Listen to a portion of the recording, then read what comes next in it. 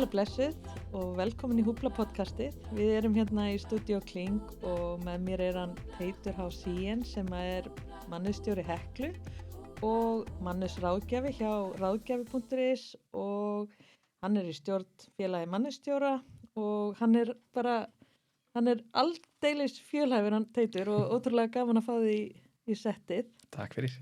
Gaman að fá þig og Takk fyrir að bjóða mér. já, hvað segirðu svona gott svona mannusmálunum í dag? Ja, bara allt það fínasta á COVID er svona að klárast og hólskeflan af því Já. og við erum bara svona að fara aftur í eðlilegt og fyrra far, myndi ég segja. Finnst þér eins og við séum að fara alveg í fyrra far eða, veist, þið náttúrulega kannski hjá Heklu, þið eru náttúrulega með mikið af fólki sem er bara á gólfinu, veist, annarkvort að selja bíla eða að þjónusta bílana. Einmitt, það er stór hópur, en svo er líka töluverður hópur í bakvinnslinni sem er á skrifstofunni, það er tæknifólk, fólk sem vinnur í ábyrgðarmálum og hvernig komum við tilbaka, ég myndi segja endurbætt útgáfa 2.0. Já, frábært. Því að á einhverjum örfáum mánuðum þá vorum við öll þvinguð náttúrulega eins og við allir þekkja í Teams og í fjarfundi og hvernig skipuleggjum við vinnuna utanum heimilislífið okkar sem var töluvert stór og mikil áskorun fyrir marga sérstaklega að fólk átti lítil börn.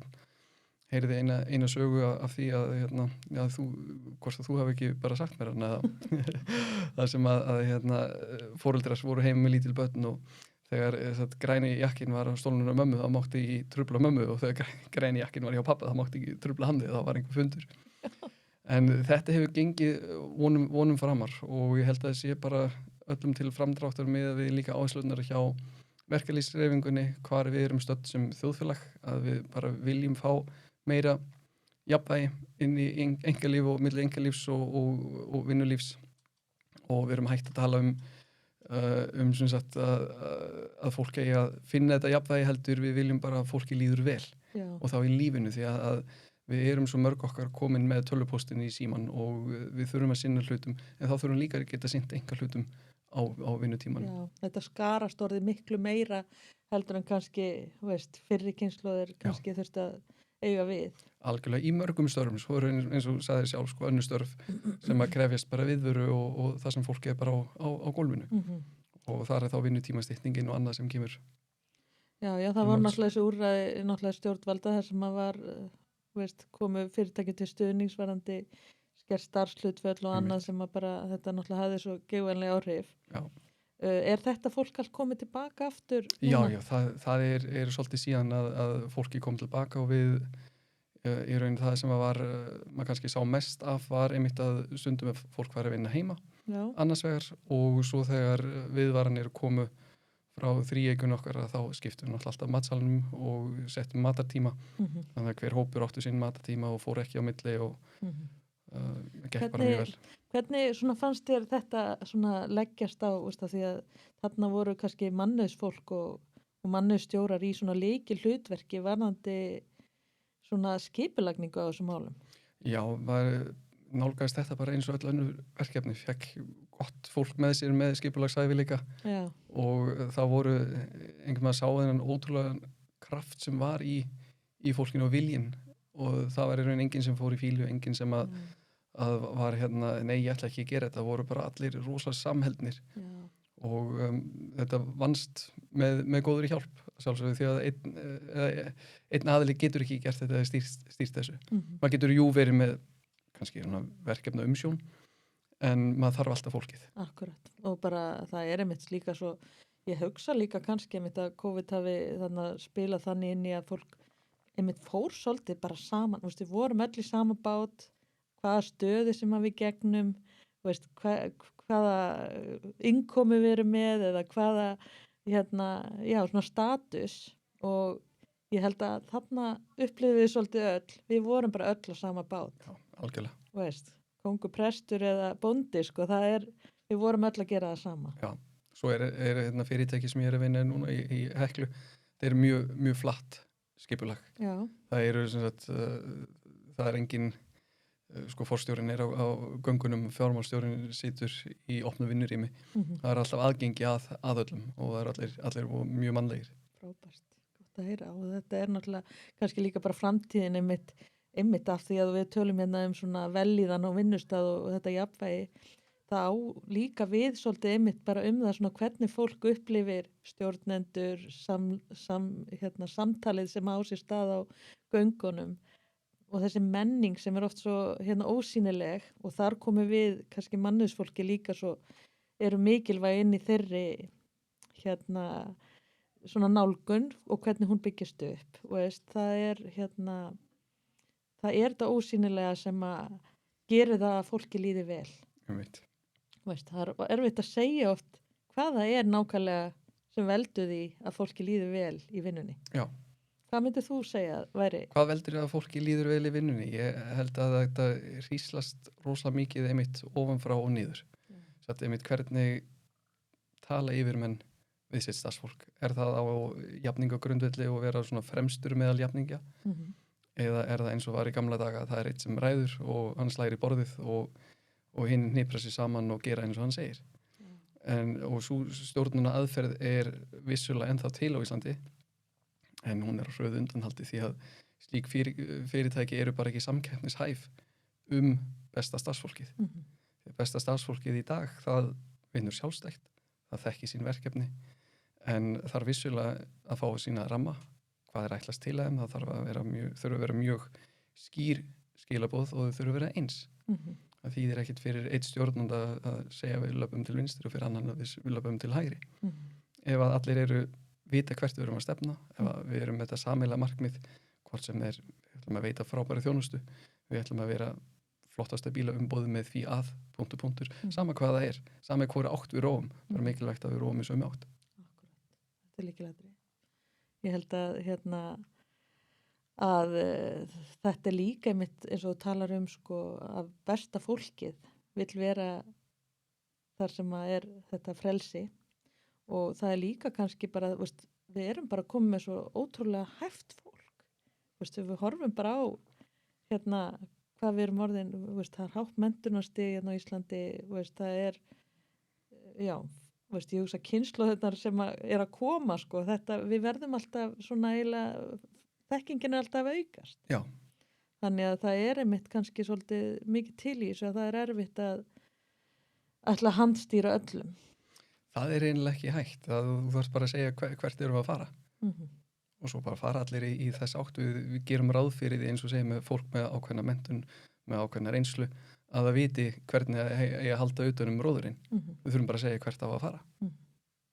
En segja mér svona hvað, svona þegar þú horfir yfir, nú ertu búin að vera mannauðsstjóri í dágóðan tíma. Já, síðan 2004, 18 ár. Komum mikla reynslu.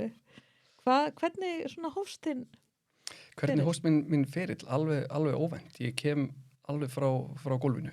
Til þess að þurfa ekki að gegna herþjónustu í Austurríki. Þá fór ég eftir námið mitt sem ég menntaður ferðamálafræðingur, fór ég til Þýskalands og byrjaði að vinna þar á hóteli 3 mánuði, það gekk ekki rosalega vel og skráði mig þá í stjórnarþjálfun hjá McDonald's og það í raun kemur kannski einhverjum óvart sem þekki ekki fyrirtækin, það var í raun besta kennslan í rekstri sem að ég hef nokkuð tíman fengið fyrir utan svo bara á kannski meistaranáminu mannastjórnun. Þar læriði maður bara hvernig fyrirtæki virka, hvað er það sem skiptir máli og hvernig fáum við fólk til þess að vinna með okkur og hvernig fáum við fólk saman með okkur í lið. Og ég fór frekar upp stigan þar, tók mig svona 2 ár það sem að yfirleitt tók 8-9 ár hjá öðrum og þegar ég var komin með réttinn til þess að dreika veitingastað þá ákvað ég að flytja heim og tók það yfir McDonald's hér sem var niður í Austurstræti. Eins og sé bara alveg frá gólfinu bara franskarnar og skúra og taka í sundur seikvélar og allt það. Svo fékk ég stopp fyrir yfir nokkur stopp eftir það en endaði svo aftur á McDonald's en sóttu svo sem sagt, eins og hétt þá starfsmannastjórastöðu hjá American Style sem voru 65 aðilar og af 101 umsækjenda þá var ég valinn í það og fékk það starf. Fyrirtæki var svo keypt seinna bara á sama árinu, ég byrjaði í maí og fyrirtæki var keypt í desember og þá í raun hefst minn ferill og mín kennslustund, mín stóra kennslustund. Þá sem sagt, er það stærra fyrirtæki sem fer að kaupa upp veitingastaði, hefur örugglega heiðurinn af því að hafa dregið flesta upp úr þessu svarta hagkerfi sem var náttúrulega stundum mikið þá. Og þar lærði ég bara allt vinnurétt og rekstur, stjórnun, leiðtogahlutverk, var með 2 lögfræðinga á spítal hjá mér bara til þess að kenna mér vinnurétt í raun og veru, hvað má ekki, hvað í lagi. Og svo framvegis, en þannig hófst þetta og þar var ég í 14 ár og fyrirtæki stækka samt úr þessum 65 og þegar stærsta útborgum voru 701. Þetta hefur verið rosa skóli að fara í gegnum. Alveg svaðalegur og náttúrulega vakta fyrirkomulög og alls konar svoleiðis. Já, og svo náttúrulega verkefnin stekkuð en alltaf var ég einn í mannusmálum, þannig að ég þurfti líka að læra náttúrulega valdefla aðra að kenna öðrum hvernig tökum við atvinnuviðtöl, af hverju, hvernig gerum við þetta á skipulagðan hátt, þannig við gerum það eins í gegnum fyrirtæki, erum við sömu staðlana, hvað varðar, hvernig við ætlum að hafa starfsmannareglur bara sem dæmi og ráðningarsamninga og annað og sjálfvirkni væða margt eins og hægt eins og ráðningarsamninga, hvernig við gerum það og já, ég raun bara verið rosalega skilvirkur.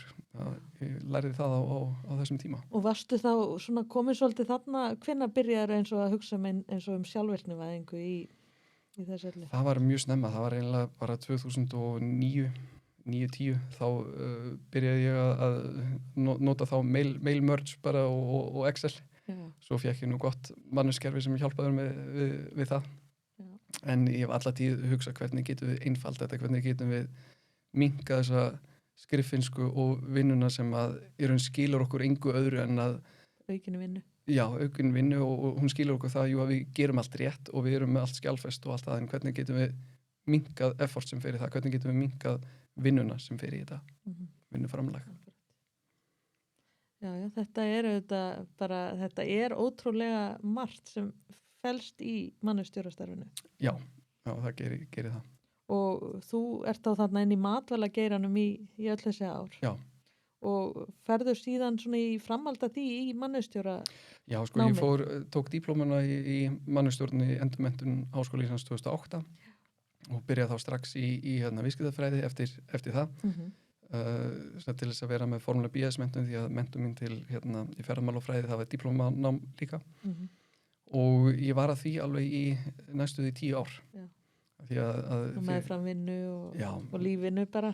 Lífið og lítil börn og fjölskylda og það er ósjaldan sem maður var að vinna til 10-11 og áttu svo eftir að læra og náttúrulega ástæðan fyrir þetta tók svo langa tíma frá því ég hætti það svo oft. Þegar ég fekk kannski að vita á mánudegi, heyrðu okkur vanda fyrir á nýja stimpilklukkur. Nú, við erum búin að kaupa 3 staði. Og við tökum yfir á miðvikudaginn. Já. Þetta hefur verið rosalega svona, hvað segir maður, svona aktíft kerfi í gangi hjá þér, veist, þá að þurfa bara að vera svolítið í viðbröðum. Algjörlega. Alltaf að bregðast við breytingum. Já, það var mikil breytingastjórnun náttúrulega að taka við algjörlega ólíkum stöðum sem voru með mismunandi menningu. Sem var kannski alveg gjör ólík menningunni sem að móðurfyrirtæki var með og hvernig samhæfum við þetta svona alltaf öll þessi launamál að koma fólku upp úr svarta hagkerfinu er ekkert grín, það er töluverð vinna sem liggur á bakvið það en þetta tókst yfirleitt mjög vel. Já, segðu mér þá að því að þú talar svona að taka inn undir ykkar það komið nýja staði með aðra menning og svona. Hvernig tækluðu þið þetta svona? Hvað var... Jú, það var... Fóruð þið að reyna að breyta menningunni hjá þeim stöðum sem voru fyrir eða voruð þið bara að vinna með þá menningu og svona búa þá til ykkur svona yfirmenningu eða hver er lausnin á þessu? Eftir öll þessi ár þá ætla ég að leyfa mér að segja að við höfum mjög takmörkuð áhrif á menninguna. Sem sagt, við getum reynt, við getum stýrt, við getum verið með fundi en að virkilega breyta menningu það er erfiðara en maður heldur og það eru til margar aðferðir til þess að reyna en það sem við gerðum alltaf það er að breyta sem minnstu engu. Sérstaklega ekki lykilstarfsfólkinu. Því var alltaf haldið og það var gert allt til þess að hvort sem voru hægri laun sem þurfti, það var alltaf tilvikið. Og svo kom maður bara inn með rökin, sjá til við leifum ekki munntóbak fyrir framan viðskiptavinni af því að og þetta kemur illa niður og við setjum upp auka þvottastöð af því að það er mikilvægt að það komi engi gerlar í matinn, bara með alls konar svona upplýsingar, tala svona menningu og náttúrulega í matvælega geiranum þeir sem að þekkja til sko veitingageirans vita það var oft ekki hugsað svona allan á þessum tíma, kannski breytt í dag vímuefnanotkun og áfengisnotkun og annað og það var alveg smá áskorun að breyta því en flestir voru nú tilbúinir í það og sáu það, já ok, við erum komin á alvöru vinnustað núna, við erum komin á aðeins stærra batteri það sem að Já, að gera kröfur. Já, það sem að er ekki í lagi að leggja sig á lagurnum það sem að það er í alvörinu að tilkynna sko daglega þegar maður ætla ekki að mæta í vinnuna þegar maður er slappur. Þetta er náttúrulega magnað og hvernig erum við komin alveg upp úr svarta hagkerfinu hana? Nei, ég er hræddur ekki, Þórarinn fyrirverandi framkvæmdastjóri IKEA núverandi eigandi Spaðans, hann átáði nú má sletta eitt fyrirtæki þegar hann undraðist á því hvernig það stæði á því að það fyrirtæki verður með 10% launakostnað. Við vitum að það er sko yfir 40 í þessum geira. Þannig ég er hræddur að það sé ekki búið. En ég vil samt vona að eigendur og fólk sem að er í ábyrgðarstöðu sjái hag sinn í því. Því að það er hræðilegt ef eitthvað kemur fyrir starfsmann og hann er ótryggður. Akkurat. Bara sem dæmi. Það er alveg rétt. Líka það hver ætla ég að vera sem fyrirtæki, nú segi ég að því að maður samsamar sig alltaf svolítið staðnum sem maður er á. Já. Fyrir hvað ætla ég að standa? Ætla ég að standa fyrir því að setja mig í betri samkeppnisaðstöðu með því að brjóta lög og gera hluti sem að varða háum sektum, jafnvel fangelsi. Það er svona svolítið samfélagsábyrgð, finnst mér. Heldurðu að fyrirtæki séu mitt meðvitu svolítið sína samfélagsábyrgð í þessu, kannski þessi stærri aðilar, mitt svona stærri keðjur, þeir eru örugglega með svona maður ímynda sér allan að þar sé hlutirnir svolítið upp á borðum, sko. Ég vil meina það hafi minna með stærð að gera heldur bara með siðferðisvitund hvers og eins. Já, það er bara þannig. Já, ég hef séð pínu lítil fyrirtæki sem eru að berjast í bökkum og jafnvel borga sér lítil og engin laun og bara til þess að hafa allt rétt og eins og kjaraumhverfið er búið að vera fyrir veitingafólk. Þá er það bara kraftaverk að þetta sé ennþá við líðið, að við séum ennþá með þetta marga veitingastaði því það er mjög erfitt í dag að reka svona stað. Takk fyrir að reka voni mig einhverju svona fordóma alveg bara litlu staðirnir þeir eru þetta er bara mín af reynslu minni af geiranum að þetta fer bara algjörlega eftir hver stendur fyrir því, hver er ábyrgðarmaður og hefur eitthvað með hlutin að segja og hvernig er viðkomandi innræktur. Akkurat, það er nefnilega það. En segð mér, þessi sagaðin, hún byrjaði í Austurríki. Já. Ertu þaðan? Ég er fæddur og uppalinn í Austurríki, alltaf 12 ára til 12 ára aldurs og þá flutti ég með mömmu minni hingað til Íslands, eða til Akureyrar, 2. september 1986 lendum við. Já. Nokkur við heppin að þið skildu koma heim. Takk fyrir það. Og hún er löngu farin aftur og ég fór til Noregs 16 ára og fór í menntaskóla þar, var þar í 3 ár. Og svo fór ég til Austurríkis og fór í ferðamálafræði til Þýskalands, eins og nefndi áðan með McDonald's og svo 99 þegar elsta dóttir mín fættist síðan þá er ég búin að vera hér. Já. En einu skildmenni mín hérna á Íslandi, einu sem eru blóðskildni, það eru börnum mín. Já. Og er fjölskyldaðin úti þá? Já, annars? Mamma löngu farin, hún fór til Afriku og Indlands og átti heima þar. Vá, ævintýra kona. Algjör, en er komin til Austurríkis núna og amma mín er í Austurríki líka. Og þetta nafn þitt Sien? Já, það er upprunalega franskt. Já, þegar maður býr í Evrópu þá veit maður aldrei svona nákvæmlega hvaðan maður kemur, en mér skilst að ég segi eitthvað ættaður bæði frá Frakklandi, Ungverjalandi, Tékklandi, Slóvakíu, frá þessum slóðum. Þú ert bara heimsborgari. Algjör. Ánægð með þig. Ánægð að skildi enda á Íslandi því að annars væri við ekki hér. Já, Og þú væri ekki búin að vera líka að gera svo margt flott. takk fyrir. Þú ert þarna líka í félagi mannustjóra, þið voru Já. með flotta ráðstefnu daginn, árlega mannisráðstefnu. Já, hún haldin einu svona á ári, náttúrulega ekki í því miður ekki í fyrra, Nei, út af COVID. Náttúrulega margt sem frestaðist, Já, en náttúrulega gleðilegt að vera hægt að gera þetta núna í ár. já. Og hvernig, félag mannustjóra, hvað snýst það um? Jú, það snýst þetta í raun félag mannusfólks Já. og þannig að við erum með bara fólk sem vinnur við mannauð og þetta er samfélag þar sem að við getum skipst á skoðunum, við erum reglulega með fólk sem kemur inn og er með fyrirlestra og er þá að hjálpa okkur að skilja betur og fara dýpri í hlutina. Hvort fengum bara sem dæmi lögfræðingum daginn til þess að fara yfir dóm sem hafði fallið í vinnuréttamáli sem að skipti miklu máli hvernig við ætlum að meðhöndla slík máli í framtíðinni. Það sem að vinnuréttun ástæðan fyrir að hverju fólk er lengi að læra vinnurétt hérna á Íslandi er að því það er svo lítið skrifað. Við erum náttúrulega með aðbúnað og hollustuhætti, við erum með jafna meðferð á vinnumarkaði, við erum með jafna stöðu milli kynja og allt þetta, en allt sem liggur djúpt á, það er í dómaraframkvæmdinni. Þannig að hafa skilning á því sem að hefur gerst og hvernig dómstólar hafa brugðist við er mjög mikilvægur fyrir okkur. Það er svona þetta fordæmi sem að í raun síðan endanum svona leiðir svolítið hvernig ákvarðanir eru teknar inn á. Einmitt, og hvernig við ætlum að haga okkur og hvers konar stefnur við ætlum að setja okkur. Þannig að það eru svona hlutir, svo eru reyndir og mannustjórar í flottum fyrirtækjum sem að það var hún Edda Rut daginn frá Samskip sem frá Eimskip sem kom til okkar og sagði okkur frá fjárvinnustefnu þeirra, hvernig þau hafa unnið, þetta er eitthvað sem við erum öll að glíma við. Akkurat, núna er allir að pæli þessu.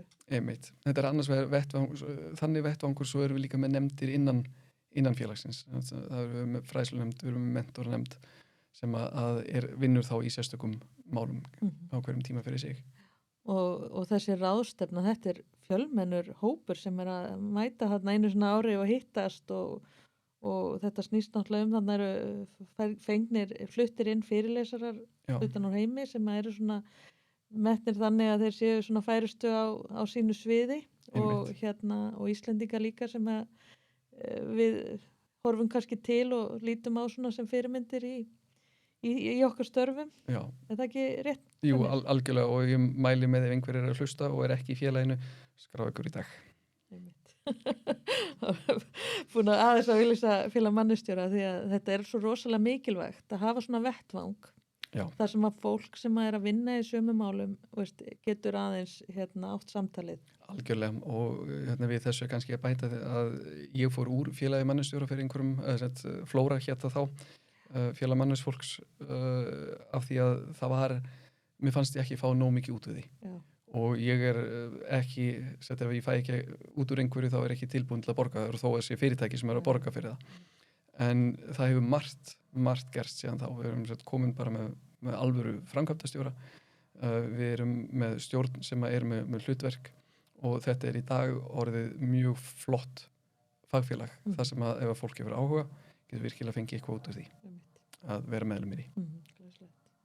Og þú ert þarna í stjórn, er þetta mikil vinna að vera í stjórn félagi mannustjóra? Því að við vitum að tengslanetið og þessi það sem þú getur fengið út úr svona starfi, þetta skiptir máli en það þarf líka að vera gott fólk sem er tilbúið að leiða svona vinnu. Já, algjörlega, þetta er náttúrulega sjálfboðað vinna. Já.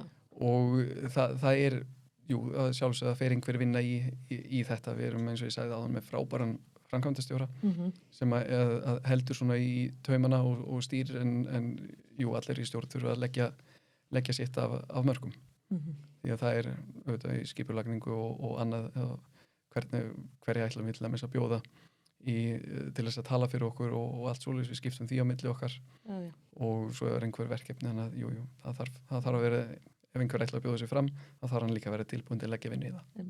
En er þetta ekki svona bara skemmtilegt starf? Þetta er æðislegt og maður kynnist mörgum í gegnum þetta mynda ný sambönd og fæ dýpri innsýn í vinnu margra og það getur bara verið að vinna góða fyrir okkur. En segðu mér eitt svona, eins og við förum aðeins inn í svona mannusmál, veist, ef ég væri að stofna fyrirtæki, eða væri ég að búin að stofna það og væri svona aðeins að pæla í svona hvað væri mikilvægasti svona hverju ætti að huga í byrjun varandi mannusmálin, veist, af því að við vitum það alveg, það yfirleitt ekki kannski mannustjóri sem fyrsti maðurinn í ný fyrirtæki eða lítil fyrirtæki, veist, það ofta ekki kannski burðir í svoleiðis, en það breytir ekki því að maður þarf að hugsa mannusmálin. Hvernig vil ég byrja á allt þetta, veist, hvað myndir þú segja við stofnendur eða stjórnendur í litlu fyrirtæki sem að byrja, veist, hvaða atriði, veist, ættu að hugsa Ég myndi alltaf fá einhvern fagaðila til að skoða. Ég hef séð það nokkru sinnum á mínum ferli að fólk byrja á því að tala við stéttarfélögin og stéttarfélögin eru að sjálfsögðu að vinna fyrir launafólkið sem blessað og gott, en það ekki þá rétta fólkið ef maður að reka fyrirtæki. Það rétta fólkið þegar maður að vinna hjá fyrirtæki. Þannig að tala um einhvern fagaðila, ég hef líka séð að fólk er með starfsfólkið sitt í röngu stéttarfélagi og það getur verið alveg smá vinna að vinda ofan af því og þá jafnvel að borga eftir röngum töxtum og að vinna eftir kjarasamningum sem að í fyrsta lagi hefur mjög takmarkaðan skilning á því þetta er torf og fyrstu árin sem að ég var að vinna í þessu þá skildi ég mjög lítið ég taldi mig alltaf að vera að skilja eitthvað og svo fekk maður einmitt að heyra nei, en svo var dæmt svona og svona og þess vegna þurfum við að túlka þetta á þennan hátt. Já, en það stendur hérna, já, ég veit, en þetta er samt svona. Það er mikið af því, þannig að fá einhvern bara sem að hefur þekkingu inn í kjaramál yfir höfuð, því að maður getur lesið einn kjarasamning, þá getur maður lesið marga og það það er að huga því hvaða stéttarfélagi er fólk, hvernig erum við að borga fólki, að reikna út launin rétt, því að nú fer eftir í náttúrulega hvar maður er og í hvernig rekstri maður er. Ef maður í þannig rekstri að maður í samkeppnum hæft fólk, þá náttúrulega þarf maður að borga allt öðruvísi en ef maður í samkeppni fólk sem í starfi eða í rekstri, þar sem að eru yfirleitt greidd lágmarkslaun rétt yfir. Þannig að það þarf ofta að fara eftir störfunum, hvort þetta séu sérfræðingarstörf eða einmitt. Algjörlega, og svo þarf að huga ef við erum snúm okkur að vakta vinnunni eða ef við tölum veitingabransan til dæmis, við erum með vetarvík, hvernig virkar það? Getum við borgað það, eigum við að gera það, borgað sig fyrir okkur að gera það þannig? Hvernig ætlum við að halda utan tímana? Getum við gert það á einfaldan hátt í Excel og þá ég hef séð fólk sem slá inn tíma í Excel og reikna það svo út handvirkt, eða getum við búið til eitthvað skjal þar sem við getum kópir úr einhverju kerfi. Það eru alls konar svona hluti til sem að, eins og við sagði alveg upp á þetta, einfalt okkur. Já, og líka einmitt eins og segir kannski að þú tekur ráðgjafa þarna inn, þá ertu raun kannski að fleita þér áfram mörg spor í staðan fyrir að þurfa að fara að finna svolítið upp hjólið í þessu sjálfur. Einmitt, fyrir fyrirtækin sem ég hef unnið fyrir segja að þeim finnst bara gott að geta að hugsa reksturinn.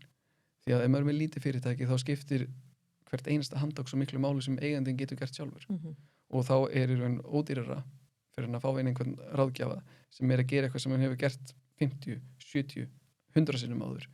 En ef hann þarf að byrja á því að finna upp hjólið og finna bestu aðferðina til að vinna eitthvað tiltekið mál fyrir sitt fyrirtæki. En það eru kjaramálin, það eru réttindamálin, það eru orlofsmálin, það er réttindin, bara réttindi og skyldur starfsfólks. Svo kemur að næsta svo þurfum við að tala við starfsfólki þetta. Hvað er ætlast til og hvað getur þú ætlast til þess að fá frá fyrirtækinu? Þarf að vera með einhverja starfsmannareglur og þá munntóbaki alltaf ofalega í huga sem lítið dæmi. Já, þú þarf kannski að leggja svolítið upp fyrir þér. Hvernig menningu viltu hafa í fyrirtækinu? Þú ert að gera það strax í byrjun. Já. Hvernig menningu viltu hafa? Hvað er bara algjörlega bannað? Hvað viltu ekki sjá? Eins og þú talar munntóbak eða hvernig ætlaði að taka á móti nýliðum? Já. Ætlaði ef maður passar sig ekki ef að það er ekki haft eftirfylgni með því og þetta er sérstaklega nefnt og maður hefur alveg séð fólk standa eitt og það fara eitt í mat sem er glæði nýtt og hversu mikla líkur á því að við komum vilja koma aftur á morgun. Þetta það er nefnilega oft svona veist, þeir sem að kannski ekki búin að vera að vinna í mannauðsmálum og búin að vera að hugsa það, eru bara að stofna sitt fyrirtæki, eiga sér stóra drauma að gera eitthvað frábært eins og flestir sem eru að stofna fyrirtæki, þeir eru að hugsa að þeir ætla að búa til eitthvað stórkostlegt og það er auðvitað alltaf væntingin, en þá eru þeir ekkert endilega með þekkingu á einmitt hversu mikilvæg nýlega kynning er. Já. Veist, og nýlega móttökur og svona hvernig upplifun nýliða er að koma inn á svona vinnustaf. Nákvæmlega. Bara hver nýliða kynning er ekkert annað en markasetning fyrir nýtt fólk sem að, og svo þarf náttúrulega að standa undir þessari markasetningu. Já. Ég nefnilega, þetta svona, mín fyrstu kynni af nýliða móttöku voru raun þegar ég byrja hjá Orð líftækni. Það er svo skrítið, ég var búin að vinna á fullt af stöðum áður. Veist, ég ætla ekki að tala endilega, veist, það var alltaf tekið vel á móti með þannig, en svona, ef ég tala svona nýlega kynningu þar sem að var hreinlega að vera að kynna fyrir mig fyrir hvað fyrirtæki stæði, hvað skipti máli, hvað við værum ekki að gera og svona, veist, og þarna kem ég inn í Orð líftækni bara eiginlega á grunnstigum og ég hafði bara aldrei upplifað það að einn af æðstu stjórnendunum settist bara hreinlega niður með mig, þetta var kannski ekki rosalega mótuð nýlega móttaka hjá honum, en hann settist niður með mér, veist, var með glærukynningu og og bara sagði mig frá bara, já, þetta er okkar framtíðarsýn, hingað ætlum við að fara, við ætlum að vera það best í þessu og allt þetta skilu og við ætlum að vera svona hópur sem að erum samstíga í því að ná þessum árangri og eitthvað svona. Þannig að, veist, ég ætla nú ekki að fara alveg onni í það hvað hann nákvæmlega sagði. Nei. En ég hafði bara hreinlega aldrei upplifað á neinu vinnustað sem ég fór í, veist. Ég man bara, svona, ég hugsa frystihúsi sem ég fór í fyrst bara, mér voru rétt svona gúmmisvunda og hnífurinn og maðurinn kom og brýndi hnífinn og svo bara, já, farið að vinna og svo var það ekki fyrir að konurnar á færibandinu sem vildi fá bónusinn sinni voru bara, þú getur ekki gert þetta svona og að gera þetta svona. Já. Og þannig að veist, maður lærði by doing eða veist, í stað þess að ykkur svona kannski setti mann inn í verkið. Einmitt. Og það sem þessi yfirmaður gerði með því að setjast niður með þér og fara með þér yfir þessa glærukynningu, hann var líka að búa til þetta samband á milli ykkar. Hann bjóð til tröstið og hann líka ekki bara það, hann setti mig inn í hans framtíðarsýn. Veist, og ég fer bara ekki frá því að sú framtíðarsýn sem ég heyrði þarna á þessum fyrsta degi, hún fylgdi mér allan tíman. Veist, ég var alltaf bara, já, ég er að fara að gera þetta. Já. Þetta, veist, og ég brann fyrir því með honum. Veist, og það þarf ekkert meira. Þegar við tölum það í upphafi, þú varst með árina og hann sýndi þér, við ætlum að róa þessa átt. Já. Það var akkurat það sem hann var að gera með því að segja hvað framtíðarsýnin væri. Svo er þitt að fara þína leið þangað. Akkurat. Og ég held einmitt, veist, þarna svona ef maður, veist, ég hugsa því að nú hef ég líka verið þarna á manneslínunni, þá hugsa ég einmitt að þetta sé eitt af því kannski svona bestu ráðanum sem að maður getur gefið fyrirtækinum svona þegar fyrirtæki er að taka nýtt fólk. Það er svolítið að deila þessari sýn. Já. Algjörlega. Þú veist, það er hvað á fólk að huga, ef við má aðeins koma tilbaka í það er náttúrulega ráðningarsamningarnir. Það er okkar sandkassi. Við ætlum að leika okkur hérna saman á hverjum vinnudegi og hver er ramminn sem við ætlum að vera með. Og það við mætum að réttum tíma í vinnuna og ef við förum úr vinnunni og hættum í vinnunni án þess að verða uppsagnarfrest eða eitthvað svoleiðis, þá er það ekki gott. Og sömuleiðis þá sér starfsmaðurinn, ok, þetta er launatímabilið, gott að vita því, ég fæ launaseðla mína, já, í netbanka, ok, flott. Það er alls konar svona grunnatriði. Og það er alltaf greitt út launin á þessum degi, veist. Svona virkar þetta hér. Bara setja þessi atriði í fast form.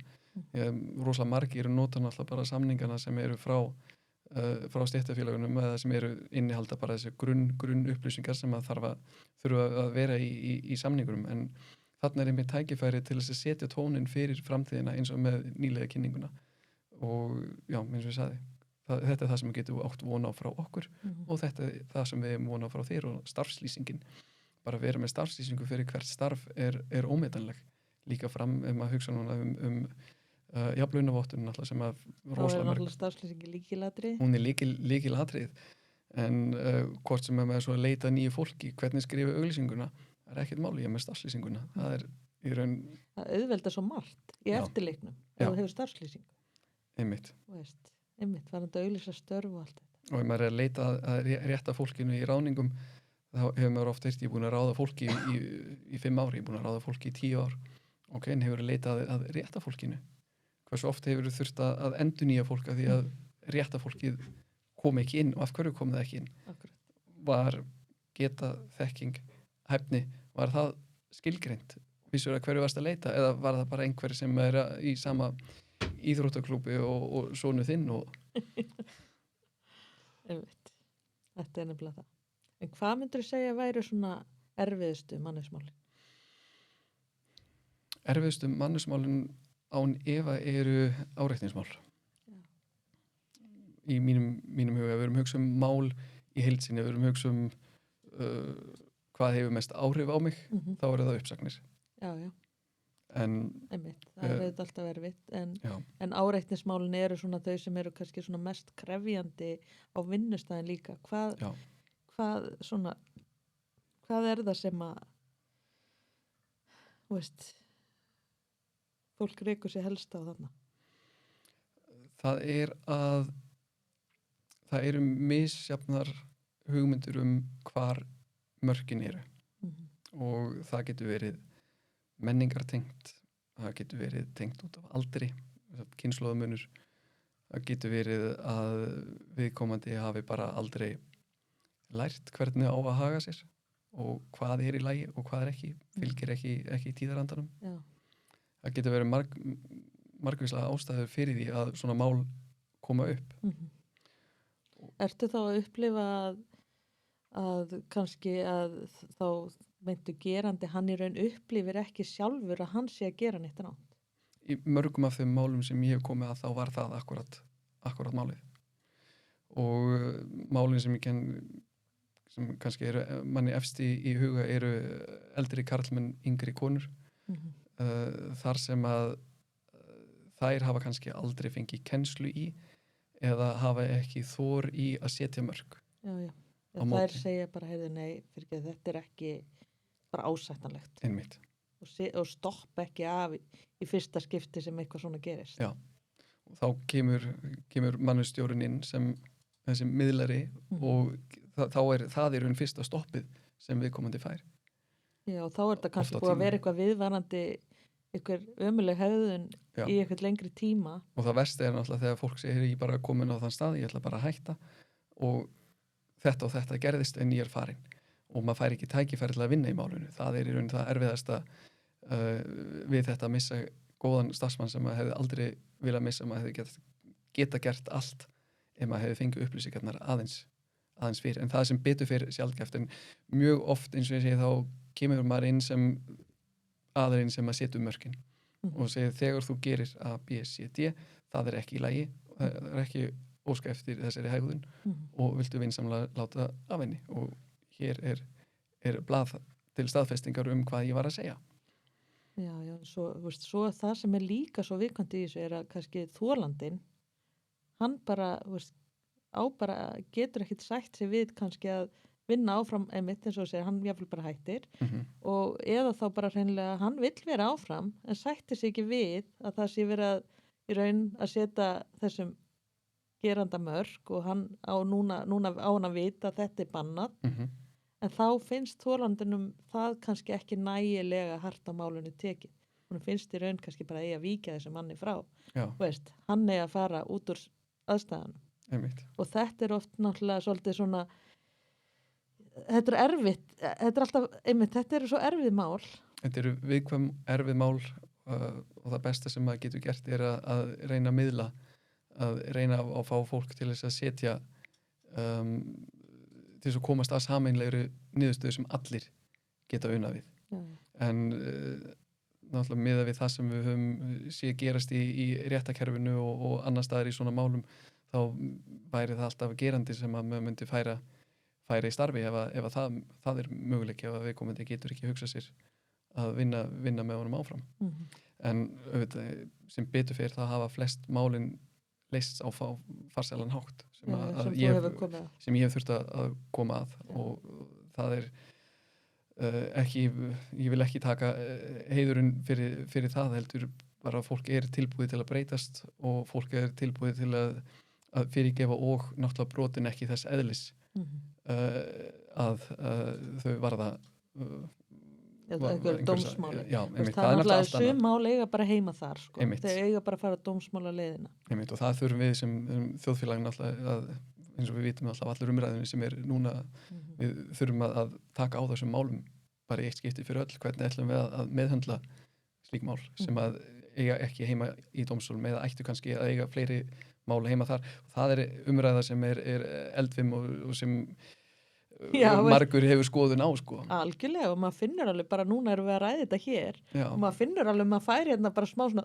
þetta alveg, þetta eru töff mál og þú svona hugsa bara veist, það liggur við að því langi valla að fara inn á þau og ræða þau af því þú veist að fólk hefur svo sterkar skoðanir þetta brennur svo rosalega á fólki og það sem meira fólk hefur ekki bara sterkar skoðanir á því heldur það hafa líka allir rétt á þessari skoðun sem það hafa. Akkurat. Og ég síðasta manneskjan til að setja sig einhver dómstóla, einhver dómarasæti það hvernig hlutirnir eiga að vera. Ég siti ekki í heita pottum og leysi heims vandamál. Ég bara að segja við sem þjóðfélag. Það gott að við getum verið bara hér að ræða þetta. Já, ég bara að segja við sem þjóðfélag. Við þurfum að finna slíkum málum einhvern farveg sem að allir geta vinna við.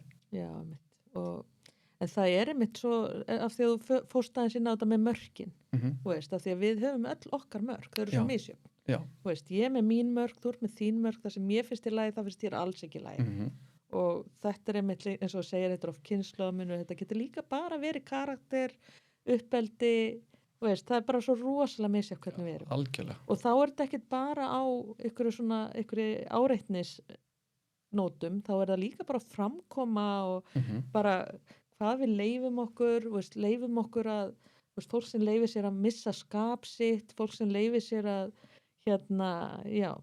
bara að vaði yfir annað fólk hrifsa einhvern veginn alla athygli eða svona með einhverju svona skringilegri framkomi eða eitthvað svona sem að getur oft verið rosalega erfið inn á vinnustöðum. Hún það, mitt svona ráð í slíkum málum opin samskipti.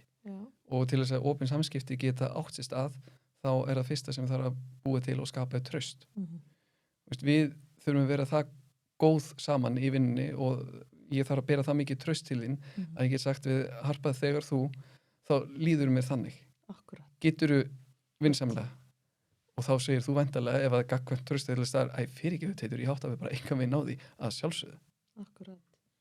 Það nefnilega oftast ef að þetta traust komið og þú getur treystir sjálfur til að segja bara fyrirgeðu mér líður mjög illa þegar þú tala svona við mig eða þegar þú kemur svona fram við mig eða gerir þetta ef að mótaðilinn sem að í örugglega 95% tilfellum eða meira hann áttaði sér ekki á því að hann var að fara yfir mörkiðin hann yfirleitt kannski bara hugsa sinn gang og hættir þessu flestum tilfellum en svo alltaf hana einn og ein eða eitt og eitt sem að lætur ekki segjast það heldur áfram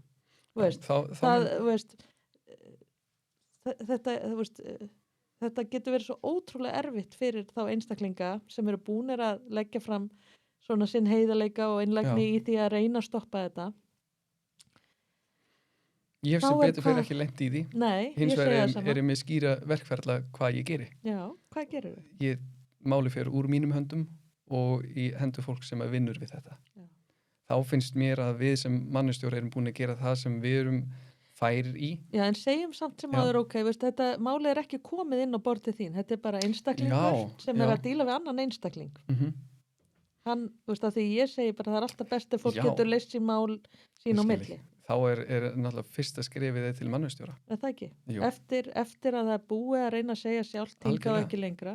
Því það líka skilgreiningin á einelti, kynferðslega áreitni og öllu því, ekki nema sig þeim mun grófara, að það sé búið að setja einhver ákveðin mörk og þarna búið að setja mörkin og þá náttúrulega þarf málið undantekningarlaust að fara áfram og ég myndi jafnvel hvetja fólk áður en það kemur til þess að upplýsa mannustjóran það. Já, eða Segja sinni bara- yfirmann.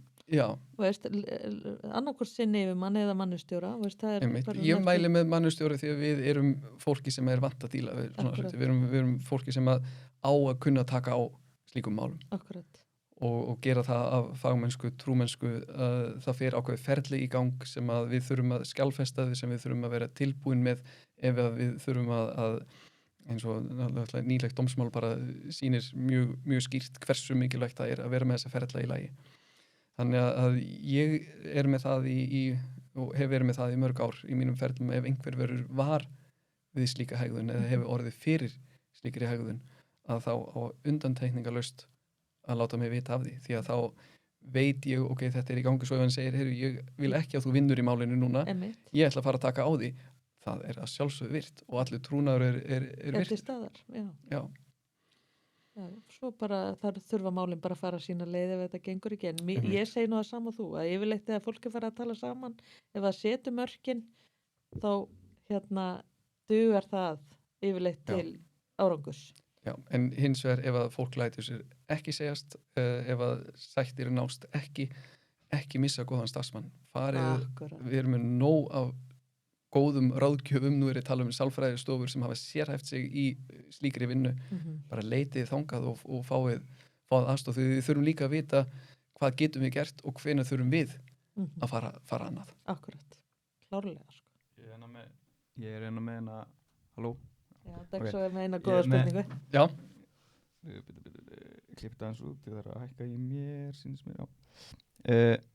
Ég meina spurningu þessi mál sem þú voru að tala um. Þú segir að fara að tala við mannauðjustjóra. Já, mannustjóra. Já. Kann að segja þetta rétt. En úr því fyrirtæki sem það engin mannauðjustjóri. Já, mannustjóri. Ferðu til stjórnanda fyrirtækins eða ferðu fyrir utan að leita að sjálfur? Eða sjálf? það er mjög erfitt að svara þessari spurningu því að það fer svo eftir því hvernig fyrirtæki ertu að vinna, hversu mikið traust berð þú til þins næsta yfirmanns. Bara lítið fyrirtæki, ekkert eitthvað rosalega stórt mál, ekkert eitthvað það alvarlegt, en veist, það er eitthvað óþægindi og já. Sko, yfirleitt náttúrulega, veist, maður auðvitað vonar, veist, það gerist náttúrulega að svona mál komi þannig upp að það er yfirmaðurinn sem er vandamálið. Það getur alveg gerst. Að yfirmaðurinn sé á eitthvað nátt að áreita eða valda þessum starfsmanni óþægindum. Það getur alveg gerst. En þá er mögulega einhver þar fyrir ofan, einhver stjórnandi sem er fyrir ofan þennan stjórnanda. En gæti ég farið samt gæti ég farið fyrir utan fyrirtækið og sótt með aðstof frá mannustjóra? Mannustjórfræðingi? Já, þú gætir alltaf gert það. Það er hægt, ok. Já, en það er svo sem lítið sem að einhver getur gert sem er ekki að vinna í fyrirtækinu, annað en en bara ráðleggja þér hvað þú ættir að gera. Mannustjóri getur ráðlagt þér og metið þá aðstæður, er þetta eitthvað sem er saknæmt og þá náttúrulega er það bara lögreglan sem tekur við því. En svo er náttúrulega, alltaf ákveðin stuðningur sem að allir launþegar hafa í sínu stéttarfélagi. Það er alltaf þannig. Þeir eiga að vera með sérfræðinga, sem að á sínum snærum sem að geta aðstofað þig. Þeir eru með lögfræðinga, þeir eru með alls konar flott fólk sem að fólk getur leita til, en auðvitað er alltaf heillavænlegast fyrir starfsmannin ef að fyrirtæki er þannig búið að starfsmanninn getur leyst málið innan þeirra. Leiður komin með ég segi bara leiður fleiri eru komin, eftir því sem fleiri er komin í málið því flóknar að verða. Er það ekki, hvað myndir þú segja?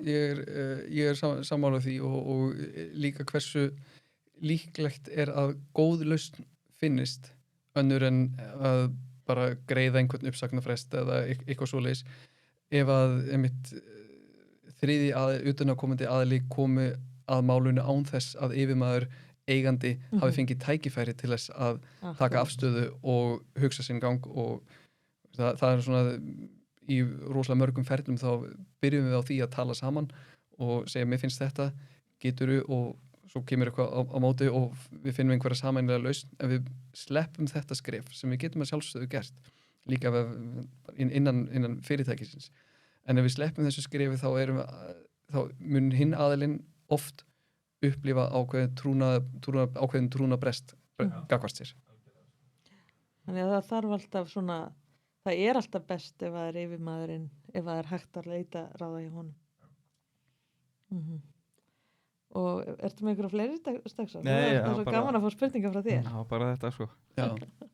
En já, þannig að það er svona, þetta er oft þessi flóknu mál sem lendir inn á borði hjá mannustjóranum. Já. Er eitthvað fleiri mál svona sem að þið finnist svona erfitt að takla? Ég hugsaði þetta einmitt á leiðinni hingað að því maður er búin að vera svo lengi þá er verkfæra belti orðið svo stórt. Maður er komin með svo mörg verkfæri, það er svona ekkert sem er dettu kannski í hug svona í fljótu hvað er virkilega svona flókið að leysa eða erfitt, en ef þið dettur eitthvað í hug þá get ég reynt að tala um það. Já, einmitt. Já, maður hugsar, ég held að oft þessi mannlegu mál er oft, það er svo skrítið nefnilega með flest mál sem koma oft inn á borð hjá mannustjóra, það er þessi mannlegu þættir, fólk er bara, við vitum bara hvernig við erum svo mikla tilfinningaverur og við erum svo misjöfn og og ég hef oft hugsað að sko, því að það var einu sinni forstjóri sem sagði mér að þú þarf nú ekki að vera neitt sálfræðingur. Við erum náttúrulega ekki sálfræðingar. Nei. En það er bara samt svolítið þannig að fólk þarf á einhverjum að halda innan hús sem að getur svolítið treyst á. Já, mannustjórinn er náttúrulega alltaf svona milliliðurinn sem á að sameina hagsmuni beggja aðila. Og ef einhver er að byrja í mannusmálum þá vil ég einmitt taka svolítið undir það sem að þú varst að segja, passa sig að vera, því að nú eru margir mannustjóra sálfræðimenntaðir, en að passa sig að vera ekki bara þetta eyra fyrir starfsfólk. Heldur, ok, þú kemur með þetta til mín, hvað viltu að ég geri? Og hvað ætlað þú að gera? Ég hef oft stoppað þetta einmitt ekki af því að ég vil ekki hlusta, heldur að því ég er ekki tilbúin til þess að vera bara einhver sem er að hlusta á vandamálin og svo er einmitt viðkomandi kannski ekki tilbúin til að gera nýtt í því þá bara, af hverju erum við að tala saman um þetta? Ef þú ætlar ekki að bregðast við þessu? Einmitt, ef þú segir að þú fær engan framgang í fyrirtækinu en á sama tíma þá hefur ekki mætt á síðustu 3 námskeiðin sem að voru haldin, hvað viltu að ég geri? Og það er alltaf færið á fólk til að hugsa og gera eitthvað í sínum málum og tala um það þannig. Og kannski þarna þá hlutverk okkar mannisfólks einmitt að einmitt bara gera fólki svolítið ljóst þeirra ábyrgð í stöðunni. En hins vegar er það í hlutverk mannustjórinn sem einhver segir, ég fæ ekki framgang í fyrirtækinu, ok, hvað heldur við getum breytt? Heldur að þú gæti bætt við þekkingu? Ég sé fram á að það mun vanta í þessari til, því að við eigum að vera með þessa yfirsýn náttúrulega yfir fyrirtæki. Við getum vakið athygli stjórnenda á, heyrðu, hún Sigga kom til mín daginn og hún er bara, hana langar í meira, hana langar í meiri ábyrgð og ég veit að þetta er að fara að gerast, getum við þjálfað hana, getum við gert eitthvað til þess að hún veri þá næst í röðunni því hún hefur alla burði til þess. Svo að við þurfum að vera einmitt með yfirsýnina og passa að allir fá að blómstra. Allir að fá að vaksa í hvaða átt svo sem það er. Og það er náttúrulega bæði við stjórnendur og starfsmenn. Já. Stjórnendur þurfa náttúrulega ekkert síður á stuðningi mannustjóra að halda. Já, algjörlega, hvort sem er með einhverjum greiningum á tölum eða hvort einhverju hugmyndir séu framkvæmanlegar með tilliti til allra réttinda og annars og svo oft líka, og nú ég ætla að taka fram, ég er ekki að tala um neitt sérstakt fyrirtæki, en maður hefur stundum heyrt fólk, eigendur, framkvæmdastjóra, tala að þeir langa að gera eitthvað rosa flott og þetta hljómar mjög vel en er algjörlega úr takt við það sem við erum að gera í okkar heimi. Nú er að tala um mannusheiminn, ég er að tala um þjóðfélagið. Hvert erum við að stefna? Við þurfum líka svolítið að fylgjast með og þar er einmitt okkar félag alveg frábært, við erum alltaf með nýjustu ströymana, nýjustu stefnurnar, hvað eru aðrir að hugsa, hvað eru aðrir að gera. Ef að einhver samt myndi segja við mig í dag, ég bara treysti fólkinu mínu enga veginn til þess að vera heimavinnandi. Ég veit ekkert hvað að gera, hvort þess ég bara sinna börnum. Þá er það mitt hlutverk sem mannustjóri að upplýsa. Ok, þú veist, það er fullt af rannsóknum sem sýna það að einmitt stærsta hundurinn er traust. Hvað heldur þú að þú getur gert til þess að þú getur borið meira traust til þíns fólks? Hvað er það sem að veldur því að þú gerir, treystur ekki þínum ráðningum? Er það sem er vandamálið? Er það að þú átt ekki nóg mikil samskipti við þitt fólk og þess vegna hefur ekki skapast traust? Þannig að þetta er mannustjóra hlutverki á að vera svolítið miðjan og miðla þessum málum. Og einmitt fyrir báða aðeilina, því að það er jú miklu betra fyrir stjórnandan að átta sig á því eða kannski henni sé bent á hvað þurfa að breytast hjá viðkomandi til þess að geta framkvæmt hlutina eins og Já, heldur að stjórnendur séu viðkvæmir gagnvart mannustjórum? Ég hef upplifað aðeins en ekki mikið. Nei. Það er eiginlega bara þangað til að sjá hvað maður er að gera og af hverju. Af því að náttúrulega gamall reyndur stjórnandi er kannski vanur að sjá sín mannusmál sjálfur og sér hvorki þörfni að hagsin í því að nota þessa stóðdild. En svo þegar maður kemur inn, maður býður aðstóð, maður kemur kannski með einhverja búnta og þá með tímanum bara eins og maður ávinni sér traust. Með tímanum þá sér fólk haksinn í því. Þetta sparar mér raunverulega tíma. Bílíkan tíma. Þú er ekki að vera í þessu öllu sjálfur. Ég þarf ekkert að spá í þetta hvort að það sem ég er að gera er löglegt og ólöglegt því að ég er með konu eða mann í því sem er að athuga það fyrir mig. Ég þarf ekki að athuga hvort þetta sé í lagi svona menningarlega séð og hvernig er lítið á mig sem vinnuveitandi því að ég er með mann eða konu í því. Það er okkar hlutverk að sjá og segja til nei, við förum ekki þessa leið. Þetta á ekki eftir að falla í frjóan jarðveg. Og svo auðvitað er þetta náttúrulega þetta ráðgefandi hlutverk. Það er náttúrulega gríðarlega dýrmætt fyrir forstjóra til dæmis að hafa góðan mannustjóra innanborðs. Myndi ég halda. Já, ég sammála því, en auðvitað maður náttúrulega vinna í þessum málum. Heyrðu, mér langar að taka með þér nokkra spurningar svona sem er óvæntar. Ok, komdu með það. Þú mátt draga úr þessum kassa þetta heitir út fyrir kassan og þú mátt bara taka þetta eru nokkri litir og þú mátt taka bara 2. Taktu eina eða aðra. Þetta er svona óvænt. Wildcard. 2 spurningar. Hver í þínu lífi veitir þér innblástur til að verða betri manneskja? Það hlýtur að vera maður sem að gekk mér eiginlega í föður stað þegar ég var út í Noregi. Já. Það heitir Björgun og börnum mín kalla hann Ava. Æðislegt. Já, hann er svona maður sem að hefur bara alltaf lifað eftir eigin sannfæringu og góðu siðferði og er alveg frábær í alla staði, góð fyrirmynd og svona hefur sýnt manni hvað það er að vera góður og hvað er að vera góður karlmaður. Já, frábært, það er svona fyrirmynd. Já. Er hann hérna á Íslandi? Hann er hér á Íslandi, já. Já. Þannig að þú átt hann hérna heima? Já, hann að. Æðislegt, þetta er ótrúlegt veist, þannig að ég segi bara fyrirmyndin er ekki alltaf foreldramanns eða þeir sem að fær svona útluta bara sjálfgefið, stundum kemur fólk. Já, í þessu tilviki var ég bara rosalega heppin að geta valið mér fjölskyldu. Ég fekk mömmu og pappa bara 16 ára gamall, sko. Já, má ég spyrja þig eitthvað út í þetta? Já, ég finnst þetta bara mjög áhugavert. Já. Hvernig kom þetta? Hvernig kom þetta til? Hann var sem sagt skólastjórinn í skólanum sem ég var í þarna út í Noregi, á heimavistaskólanum. Og þau tóku mig bara inn á sitt heimili og ég var hjá þeim í fríum og gekk bara svona glimrandi vel og þau eru bæði hún ekki síður góð og mikilvæg fyrirmynd fyrir mig. Yndislegt. Bara með framúrskarandi siðferði og bara rosalega gott fólk, alltaf tilbúið til að gefa og alltaf hamingju með að eiga svona gott fólk í lífinu. Takk, opnuð allt fyrir mér. Já. Ef þú gætir upplifa aftur 1 ár af æviðinni, hvaða ár myndir þú velja og hvers vegna? Ég á ekkert ár sem ég myndi vilja upplifa aftur. Það er bara þannig. Það er bara þannig. Það er því eldri sem ég verð, því skemmtilegri verða árin Æðislegt. og Já. það er í raun ég hlakka bara til hvað gerist á næsta ári. Já. Þú ert fyrir nýja ævintýri. Ég finn nýja ævintýri.